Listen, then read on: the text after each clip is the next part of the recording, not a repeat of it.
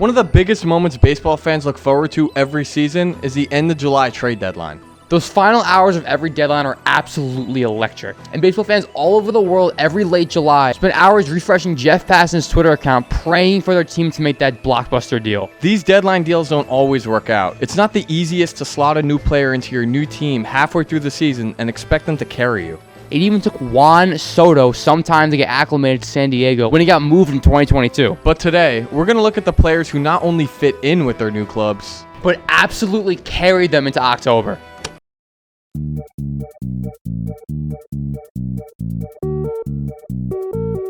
Personally, whenever I hear the words deadline, I think of CC Sabathia. Probably the most famous and legendary case of a midseason trade, completely carrying their new team by putting them on their back. The 2008 Milwaukee Brewers were desperate to break their 25-year playoff drought. They had a very talented offense built around young players such as Ryan Braun and Prince Fielder, but their rotation was thin and likely wasn't going to be enough to get them to the postseason. The Cleveland Indians had come just one game short of making it to the World Series, and now in 2008 they found themselves struggling. And with their ace a pending free agent, they decided to move him at the deadline for a group of young prospects who never amounted to anything except for the player to be named later in this deal, who funny enough ended up being Michael Brantley. That's pretty cool. Anyway, CC, who at one point thought he would be with Cleveland for life, was now a Milwaukee Brewer, and thus started his dominance over the entirety of Major League Baseball. In CC's first 12 starts with the Brew Crew, they would go 11-1. And in those starts, CC pitched to an inconceivable 1.42 ERA. Milwaukee would hit a rough stretch in September, losing 15 of their first 19 games and falling to 2.5 games behind the Mets for the lone wildcard spot. With their season falling apart and a 25-year postseason drought on the line, Milwaukee needed a hero. Enter the thumbnail of this video.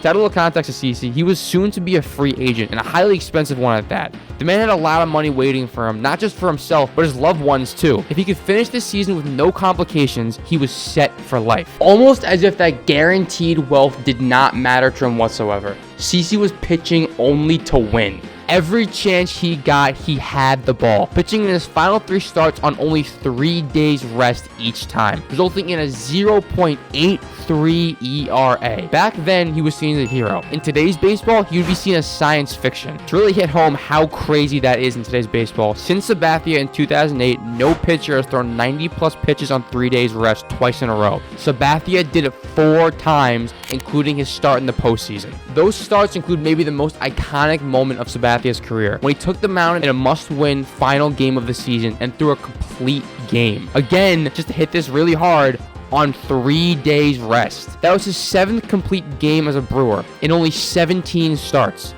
Absolutely ridiculous. The Brewers unfortunately would lose in 4 games to the eventual champions in the NLDS. But without CC, they didn't sniff the postseason that year and their drought would have continued. CC put his health and a lot of money on the line by continuously pitching on 3 days rest. But that's the type of competitor CC is, and it's why he's one of my favorite players ever.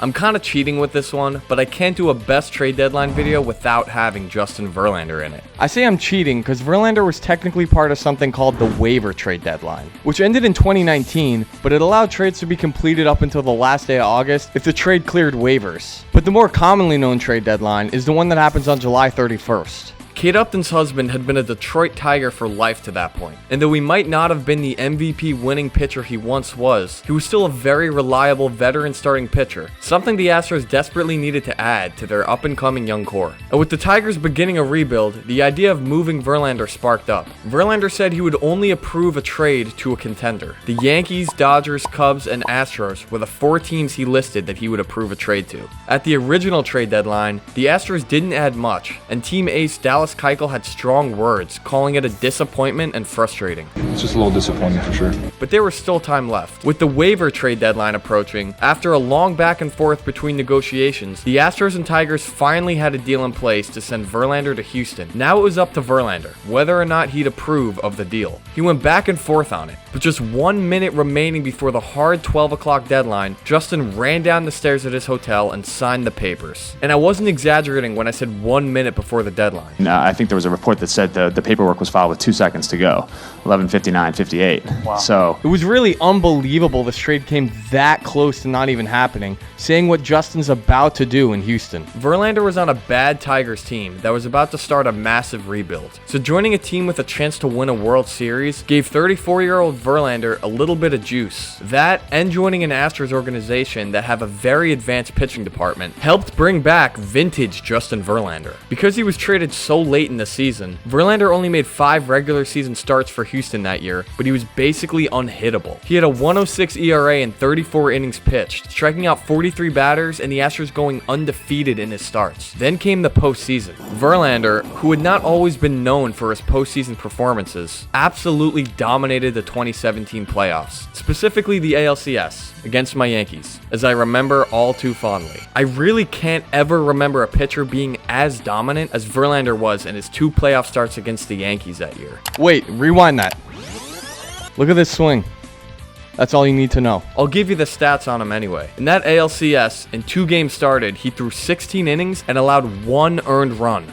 1. And he obviously took home ALCS MVP. And these were his overall numbers for that postseason, helping the Astros win their first ever World Series championship. If the Astros don't make this trade, a trade that came so incredibly close to not even happening, they don't win the World Series in 2017. There's no question about it. That, and they also got some help from their, let's say, technologically advanced intern. But there's other videos on YouTube you can watch for that. When you think of Manny Ramirez, you're going to think of those late 90s Cleveland teams or those early 2000 Red Sox teams. I know he used steroids, but I don't think people appreciate how incredible of a hitter Manny Ramirez was year after year. His best moments coming from the 04 Red Sox team that broke the curse, with Manny being right in the middle of everything, hitting .350 with a .923 OPS during that historic playoff run. So he'd already been cemented as a Red Sox legend. But come 2008, the Red Sox were more than ready to move on from Manny, and they had been trying to trade him for a number of years to that point. The Red Sox finally got a deal done, and Manny was extremely bitter about the trade, saying the Red Sox, quote, don't deserve a player like me, as he felt Boston did him, along with a number of his other former teammates, dirty. The Red Sox dealt their star to the Los Angeles Dodgers in a 3-way deal, with the Red Sox acquiring outfielder Jason Bay from the Pirates, which Bay himself would turn out to be a great deadline acquisition for Boston, but not quite what Manny was about to be for LA. What was known as Mannywood was about to take over baseball. After getting traded to the Dodgers in 2008, Manny hit .396 with a 1.232 OPS and slugged 17 homers in 53 games. The Dodgers were able to narrowly win the NL West that year with just 84 wins, with the D-backs finishing just 2 games behind them. So it's safe to say the Dodgers were not a playoff team that year without the addition of Manny. On top of that, he somehow went even crazier in the postseason. Manny hit .520 with a 1.747 OPS in 8 games that postseason and led the Dodgers to the NLCS, where they'd be defeated by the future champion Philadelphia Phillies. Unfortunately, Ramirez would be suspended in May of the next season while a member of the Dodgers for testing positive for a banned substance, which that definitely does taint his crazy run from 2008. But regardless, Manny's short time in LA was still electric and will go down as one of the greatest trade deadline acquisitions ever. Our next player is, funny enough, the 3rd player in this video who was traded at the 2008 trade deadline. That's kind of crazy. Mark Teixeira was one of the best first basemen of the 2000s, and he was actually traded at the 2007 trade deadline from Texas to Atlanta. And as he had for his entire career, he played very well in Atlanta. But the Braves struggled in 2008, and out on the West Coast, the Angels were having a very good season and were in need of another middle-of-the-order bat. And with Teixeira being a free agent after 2008, Atlanta shipped him off to the Los Angeles Angels of Anaheim. The Angels sent a pair of prospects to Atlanta who wouldn't really amount to anything. Teixeira was about to make this trade one of the best things the Angels have ever done. He absolutely carried the Angels in 2008 to their first and only ever 100-win season in franchise history. He had a stellar .358 and had an OPS over 1,000 in 54 games in Anaheim. The Angels went into the 08 postseason as pretty big favorites, with a lineup that featured the likes of Vladimir Guerrero, Mike Napoli, Torrey Hunter, and now Mark Teixeira. Mark delivered in his first ever taste of October baseball, going 7 for 15 with 4 walks, but unfortunately, it wasn't enough for the Angels, as they would lose in 4 games to the Boston Red Sox. In the offseason, Teixeira would sign a huge 8-year deal with the Yankees, and would go on to defeat his old team in the ALCS the very next season. But his impact on the Angels franchise wasn't over, as the Angels received a compensation pick from the Yankees for signing Teixeira. And with that pick, they selected, you know who that is.